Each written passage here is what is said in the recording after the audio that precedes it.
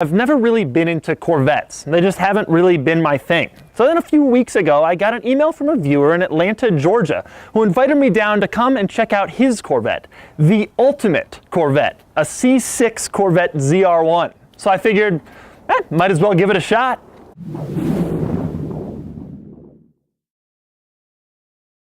Before I see if the Corvette ZR1 changes my feelings on the Corvette, let me tell you why this one is the ultimate Corvette. Built from 2009 to 2013, the Corvette ZR1 had a supercharged V8 with 638 horsepower and 604 pound-feet of torque.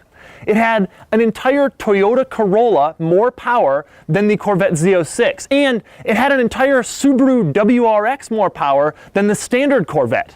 The result was 0 to 60 in 3.4 seconds and a top speed of 205 miles per hour. So on paper, the Corvette ZR1 sounds pretty amazing, but what about in practice? Well, I'm going to show you around the Corvette ZR1, and then I'm going to give you my first impressions. And then I'm going to take this one on the road to find out if the ZR1 is ultimate enough to get me into Corvettes. And as always, for more of my thoughts, click the link below to check out my column on autotrader.com/oversteer.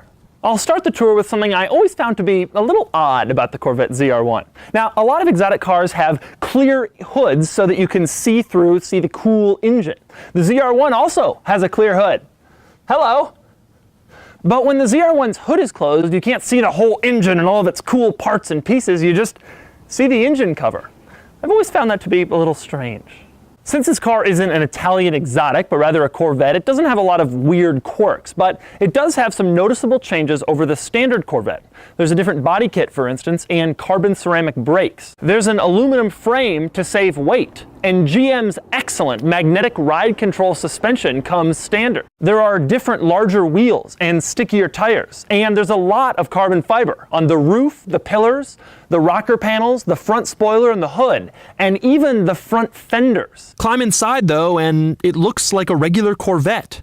The base price of a ZR1 was $105,000 just 8 years ago, and inside, well, regular Corvette buttons and center screen, regular Corvette climate control vents, regular Corvette shift lever and center control stack, regular Corvette dashboard and floor mats, regular Corvette manual reclining seats, regular Corvette gauges with a little ZR1 logo, regular Corvette stalks for the turn signals and the windshield wipers, regular Corvette switchgear for the climate controls, and a regular Corvette parking brake that sticks up out of the center console.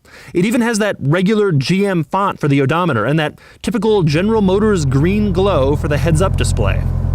And let's be honest, on the outside it looks pretty regular too. Considering this is a six-figure Ultra Corvette with 638 horsepower, you have to admit that most people would probably look at it and think it's just a Corvette. But then again, none of this stuff really matters if it's amazing behind the wheel. So how does it drive? I started off on normal roads.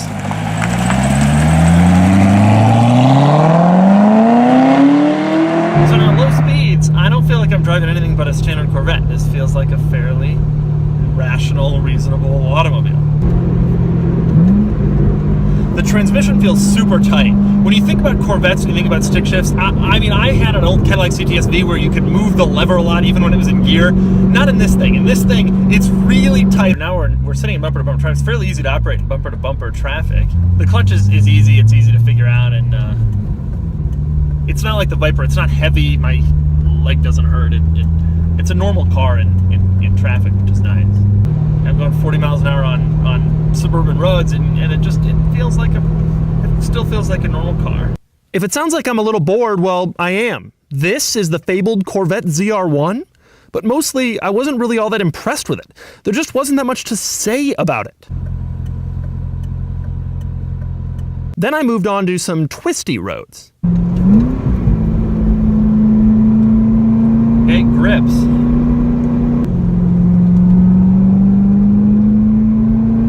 Certainly doesn't handle like a mid-engine car.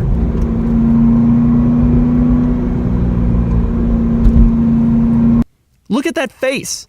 Is that face the face of someone who's satisfied with the ultimate Corvette? It was fine on these curvy roads, but I was starting to wonder, what's with all the hype about this car? Then it was time to get on the highway. All right. Now we got a nice on-ramp. I don't want to pull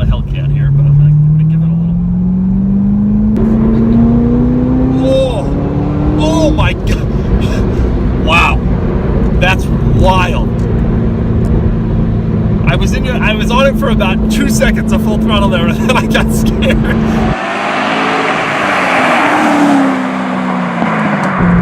That was brutally fast acceleration.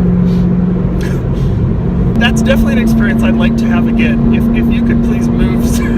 Okay, good. Wow.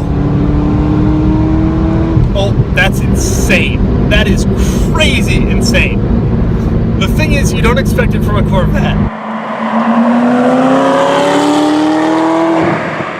You're sitting in a Corvette, especially one that has driven so Corvette-like up until this point, and then all of a sudden you put your foot down and you are seriously in exotic car territory. And this is fourth. Wow. Wow.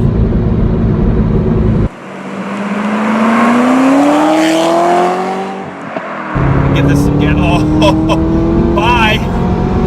Wow. Oh, it's insane. It's totally insane. If you saw this in a parking lot or a restaurant, it would say, oh, it's a Corvette, that's cool. And you would have no idea that it's capable of this.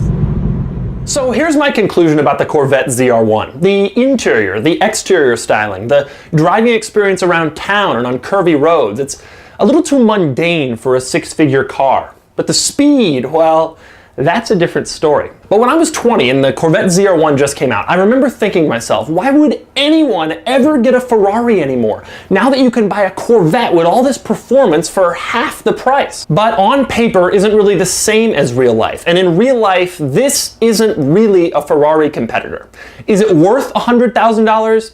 Not to me, but I have to admit, if you go on Auto Trader and look through used listings, these are starting to creep into the low 60s and high 50s. And in that territory, it's a whole different ballgame.